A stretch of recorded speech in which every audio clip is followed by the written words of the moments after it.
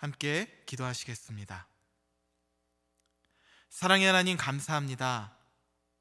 오늘도 깨워주시고 생명 주셔서 이렇게 하나님의 말씀 앞에 서게 하시니 감사합니다. 이 시간 하나님의 말씀을 기대하오니 꿀송이보다 달게 하여 주시고 우리의 심령을 만지시어 심겨진 말씀이 삶으로 맺어지게 하여 주시옵소서. 코로나19로 대한민국과 열방을 하나님 앞에서 겸손케 하여 주시니 감사합니다. 아프기도 하지만 폭풍 가운데서 하나님의 선명한 뜻을 바라봅니다. 우리를 향한 하나님의 생각은 평안이요 재앙이 아니라고 말씀하셨사오니 하나님, 주님의 방법으로 저희를 마음껏 빚어 주시옵소서. 하나님, 5월은 가정의 달입니다. 우리들의 가정을 하나님 손에 올려드려오니 물이 변하여 포도주가 된 것처럼 우리 가정 안에 있는 모든 아픔과 갈등, 상처와 탄식, 이 모든 것이 변하여 찬송이 되게 하시고 기도가 되게 하시고 하나님 나라, 하나님의 가정이 되는 은혜를 넘치도록 부어 주시옵소서. 예수님의 이름으로 기도합니다. 아멘.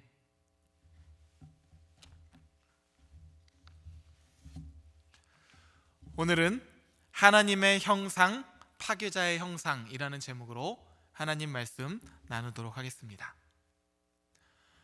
창세기부터 시작된 하나님의 말씀은 계시록까지 분명한 목적을 가지고 전진을 하고 있습니다. 이것은 우리 그리스도인의 사명과도 아주 밀접하게 연관이 되어 있는데요, 성경은 이렇게 말합니다. 하나님이 자기 형상, 곧 하나님의 형상대로 사람을 창조하시되 남자 여자를 창조하시고 하나님이 그들에게 복을 주시며 하나님이 그들에게 이르시되 생육하고 번성하여 땅에 충만하라, 땅을 정복하라, 바다의 물고기와 하늘의 새와 땅에 움직이는 모든 생물을 다스리라 하시니라. 그렇습니다.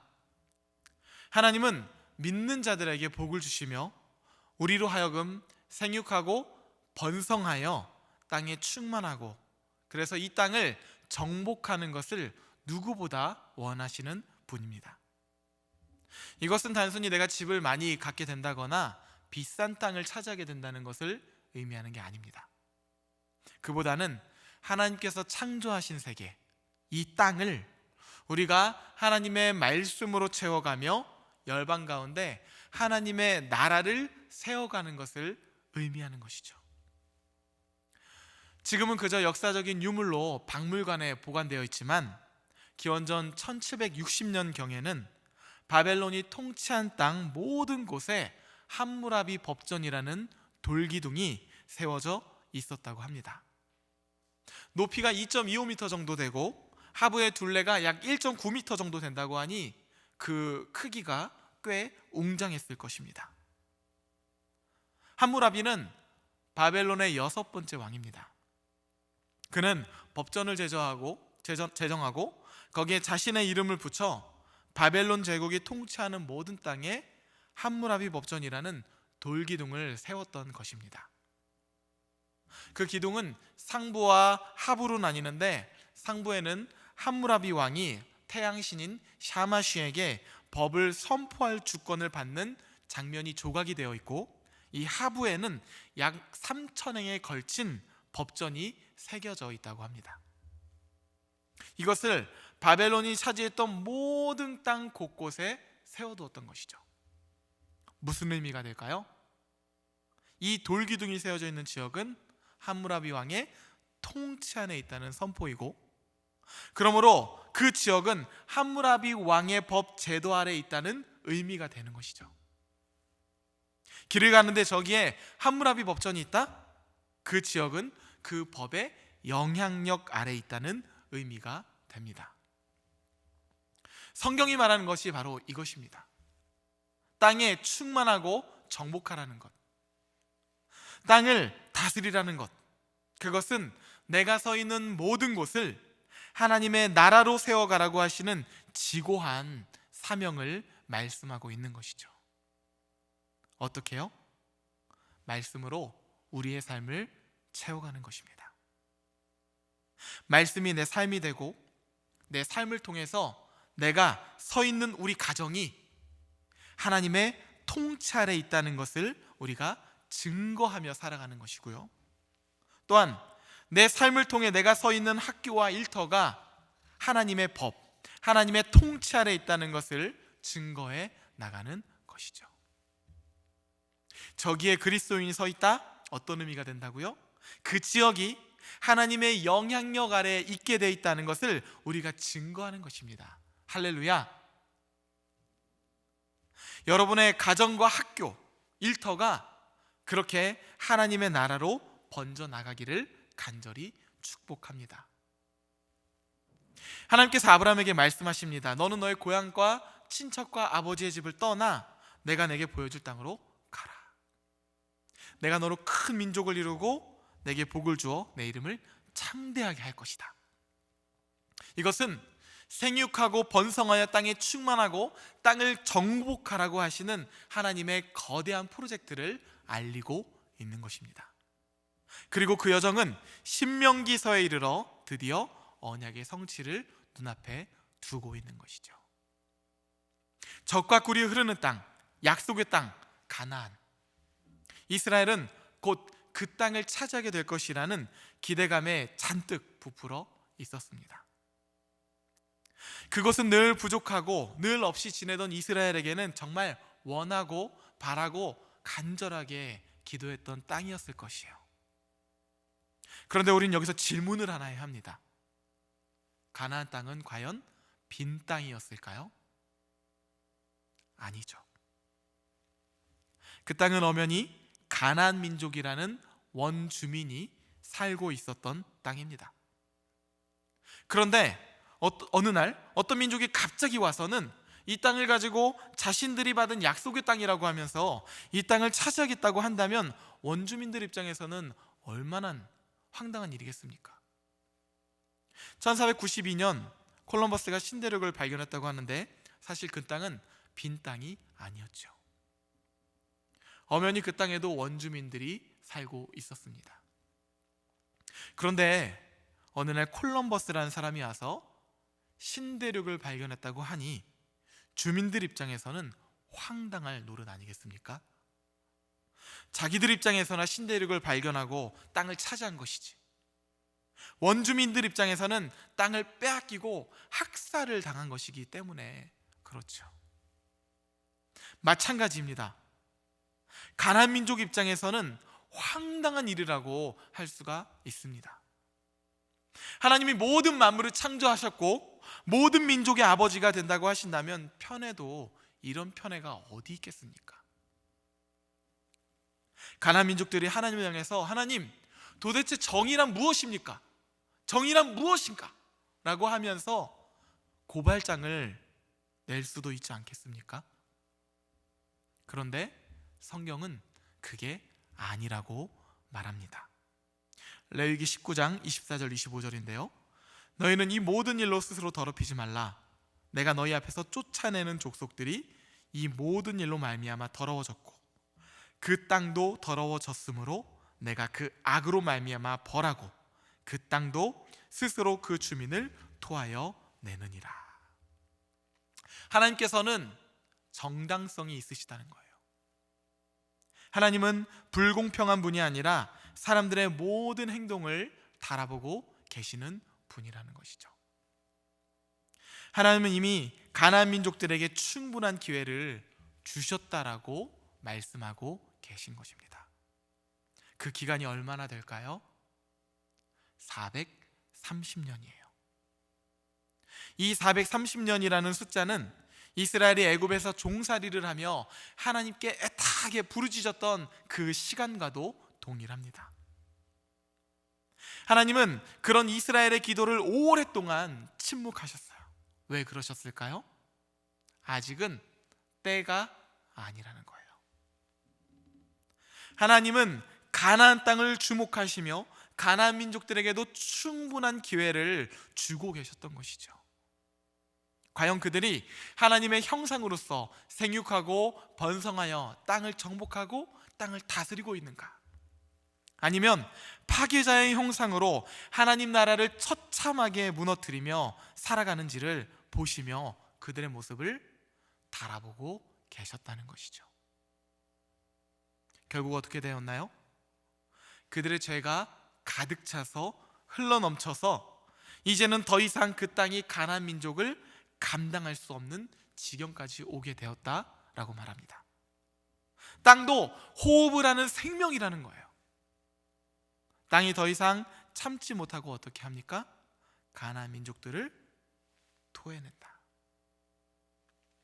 그런 의미에서 이스라엘이 약속의 땅을 차지하고 정복한다는 것은 그 땅의 화학적인 변화를 기대하는 것입니다. 바알신의 법이 이루어지는 곳에서 하나님의 말씀이 이루어지는 곳으로, 바알신의 통치가 이루어지는 곳에서 하나님의 통치로, 이제 가나안은 더 이상 이방인들의 삶의 방식이 통용되는 땅이 아니고요, 그곳은 하나님의 말씀이 법이 되어서 하나님의 뜻이 온전히 이루어지는 나라가 되는 것입니다. 그리고 우리는 이것을 하나님의 나라라고 말합니다. 그런데 오늘 본문은 약속의 땅을 차지하게 되고 그곳의 화학적인 변화, 다시 말해 통치의 변화가 일어날 때 주의해야 할 것이 있다고 당부합니다.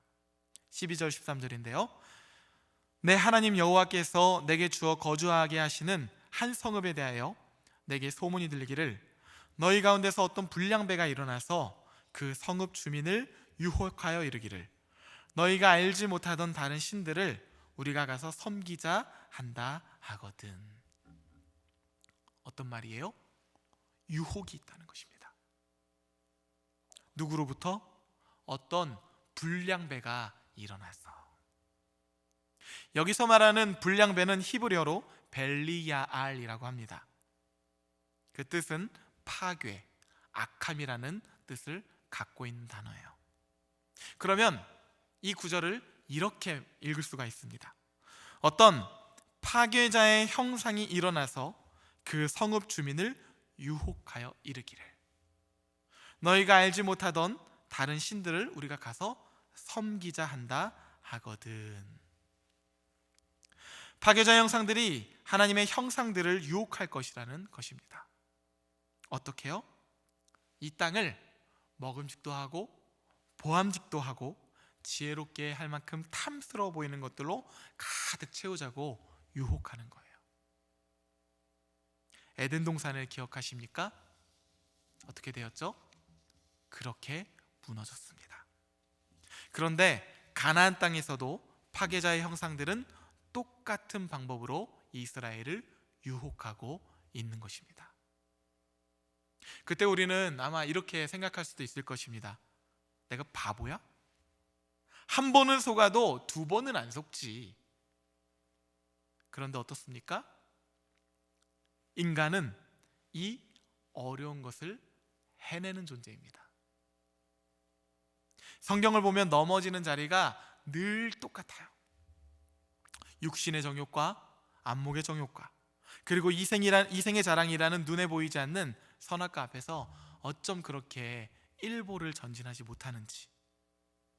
아담이 그랬고요, 삼손이 그랬고요, 사울이 그랬고, 그리고 우리도 마찬가지 아닙니까?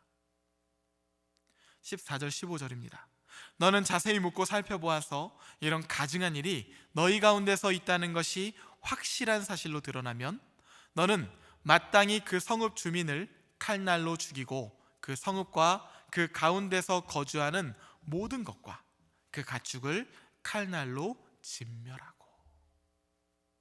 불량배, 즉 파괴자의 형상들이 일어나서 이스라엘의 성읍 주민들을 유혹했다는 소문이 들렸다고 한다면 가서 자세히 살핀 후에 이것이 사실로 드러나면 어떻게 하라고 말씀하십니까? 진멸하라. 다시는 그러한 소문이나 죄의 영향력이 하나님의 거룩한 성읍에 울려 퍼지지 못하도록 뿌리채 뽑으라고 말씀하시는 것입니다. 진멸하라. 심지어 그 성읍에서 차지한 탈취물들조차도 모두 불태워서 흔적조차도 없애라고 말씀하시는 것이죠. 하나님 너무 잔인한 하나님 아니세요? 아니요. 하나님은 이미 충분히 모든 사람들에게 동일한 기회를 주셨고, 이제 각 사람들은 자신이 응답한 그 선택에 따라 삶의 결과가 나타난다는 것입니다. 우리도 그렇지 않습니까? 하나님은 지금도 우리에게 충분한 기회를 주고 계신 것이죠. 베드로 3장 9절은 이렇게 말합니다. 주의 약속은 어떤 이들이 더디다고 생각하는 것 같이 더딘 것이 아니라 오직 주께서는 너희를 대하여 오래 참으사 아무도 멸망하지 아니하고 다 회개하기에 이르기를 원하시느니라. 아멘. 하지만 때가 되면 모든 사람들은 하나님의 때에 하나님의 심판대 앞에 서게 될 것입니다. 그리고 각자 자신이 어떻게 응답하며 살았는가에 따라 심판을 받게 되는 것이죠. 나는 파괴자의 형상이었는가? 아니면 하나님의 형상이었는가? 나는 진멸당하는 존재가 되는 것인가? 아니면 영원한 생명을 하나님과 함께 누리는 축복의 인생을 살아가게 되는 것인가? 사랑하는 성도 여러분, 오늘 우리가 우리의 삶의 부분에서 여전히 끊어버리지 못하고 있는 은밀한 유혹과 달콤한 죄악은 무엇입니까? 하나님은 오늘 이 말씀을 통해서 이 모든 것들을 진멸하라고 우리에게 말씀하십니다. 그리고 오늘의 말씀을 이렇게 맺고 계십니다. 하나님, 여호와의 목전에서 정직하게 행하면 너를 번성하게 하실 것이라. 오늘 하루도 하나님의 말씀에 비추어 우리의 삶을 드리고 기도로 응답하며 전진하는 하나님 나라의 백성이 되시기를 간절히 축복합니다. 함께 주기도문 고백하시겠습니다. 하늘에 계신 우리 아버지여, 이름이 거룩히 여김을 받으시오며 나라가 임하시오며 뜻이 하늘에서 이루어진 것 같이 땅에서도 이루어지이다. 오늘 우리에게 일용할 양식을 주시옵고 우리가 우리에게 죄 지은 자를 사하여 준 것 같이 우리 죄를 사하여 주시옵고 우리를 시험에 들게 하지 마시옵고 다만 악에서 구하시옵소서. 나라와 권세와 영광이 아버지께 영원히 있사옵나이다. 아멘.